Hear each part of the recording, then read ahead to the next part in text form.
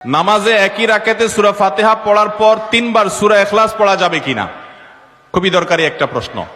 সূরা ইখলাস কোরআনের এমন একটা সূরা, যেই সূরা শুধুমাত্র আমাদের আল্লাহর কথা বলা আছে। এই সূরাতে অন্য কোনো সাবজেক্ট নাই। এই সূরায় শুধু কার আলোচনা আছে? এরকম আরেকটা সূরা কোরআনে নাই যে সূরার শুরু থেকে শেষ পর্যন্ত শুধু আল্লাহর গুণগান আছে, আল্লাহর বৈশিষ্ট্যের কথা আছে, আল্লাহর একত্ববাদের কথা আছে, অন্য কোনো সাবজেক্টই নেই। এটা সাবজেক্টই শুধু আল্লাহ তাআলা। এই জন্য এক সাহাবী এই সূরাকে খুব ভালোবাসতেন। তিনি মানুষের ইমামতি করতে গিয়ে সূরা ফাতিহার পরে অন্য যা পড়েন না পড়েন সাথে সূরা ইখলাস অবশ্যই পড়তেন। দুইজন সাহাবীর জীবনে এরকম ঘটনা পাওয়া যায়। একজন সম্ভবত মসজিদে কুবার বা এরকম কোন মসজিদের ইমাম ছিলেন, আরেকজন জিহাদের ময়দানে এই কাজ করতেন। সাহাবীরা এসে বলছেন, ইয়া রাসূলুল্লাহ, উনি নামাজ পড়াইলে অনেক লম্বা সময় ধরে সালাত আদায় করে, আমাদের কষ্ট হয়ে যায়। নবীজি ডেকে বলছেন, তুমি কেন এই কাজ করো? বললেন, ইয়া রাসূলুল্লাহ, সূরা ইখলাস এখানে আমাদের রবের কথা বলা হয়েছে, আমার রবের পরিচয়ের উল্লেখ দেওয়া হয়েছে। এটার নামই সূরা ইখলাস, তাওহীদকে খালেজ করার সূরা, শিরক মুক্তির সূরা, আমার রবের গুণের সূরা। এখানে অন্য কারোর ইস্যু নাই, শুধু আমার আল্লাহর কথা বলা আছে।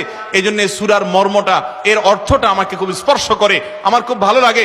এই জন্য সূরা ফাতিহার পরে অন্য যা পড়ি না পড়ি, অতিরিক্ত সূরা হিসাবে, সূরা মিলার অংশ হিসাবে সূরা ফাতিহাটা আমি অবশ্যই পড়ি।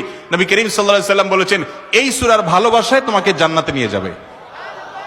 এই জন্য ভাই দেখবেন, সকাল সন্ধ্যায় সূরা ইখলাস, সূরা ফালাক, সূরা নাস 3 বার, সকাল সন্ধ্যার পাশাপাশি 5 ওয়াক্ত সালাতের পরে একবার, রাতের শোয়ার সময় আবার 3 বার, মানে সূরা ইখলাস এতবার পড়ার আল্লাহ তাআলা ওজিফা করে দিয়েছেন। আমরাও সূরা ফাতিহা সবচেয়ে বেশি পছন্দ করি।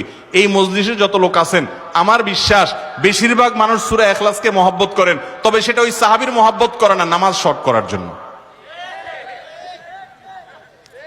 ঠিক না? অনেকে আছে দেখা যায় সূরা ইখলাস ছাড়া কিছু পড়ে না। কারণ কি? আয়তনে নামাজটা তাড়াতাড়ি শেষ করার জন্য। এইটার কারণে জান্নাতে যাবেন না, আবার খুশি হয়ে যায় না যে আমি এত বেশি বেশি পড়ি। আপনার নিয়ত যদি হয়, মতলব যদি হয় নামাজ সংক্ষিপ্ত করা, তাহলে হবে না। এই জন্য ভাইরা আমার, সূরা ইখলাসটা নামাজের মধ্যে কেউ যদি পড়েন বিভিন্ন রাকাতে, সূরার মর্ম উপলব্ধি করে তিনি ইনশাআল্লাহ সওয়াব পাবেন। এই সূরার তাফসীর জানবেন। একদিন ইনশাআল্লাহ কোন একটা প্রোগ্রামে কোন আলেম থেকে সূরা ইখলাসের তাফসীরের উপরে 1 ঘন্টা আধা ঘন্টা ওয়াজ শুনবেন, খুব গুরুত্বপূর্ণ।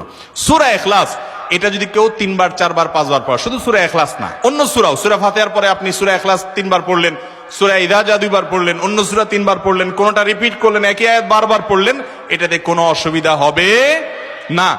আপনি বারবার পড়তে পারেন, কোনো অসুবিধা হবে না ইনশাআল্লাহ। তবে লক্ষ্য রাখবেন, প্রথম রাকাতের চাইতে দ্বিতীয় রাকাতটা তুলনামূলক একটু ছোট হবে।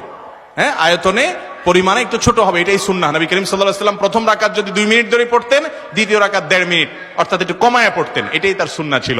বাস, এরপর আপনি এবার সূরা ফাতিহার পরে 1 সূরা বারবার পড়েন, হ্যাঁ, কয়েক সূরা বারবার পড়েন, বা অন্য একটা সূরা পড়ে আরেকটা সূরা বারবার পড়েন। সূরার মহব্বতের কারণে, মর্মের কারণে, একই আয়াত জাহান্নামের কথা আছে, জান্নাতের কথা আছে, আল্লাহর কথা আছে, সেজন্য আপনি বারবার পড়েন, কোনো অসুবিধা নাই ইনশাআল্লাহ।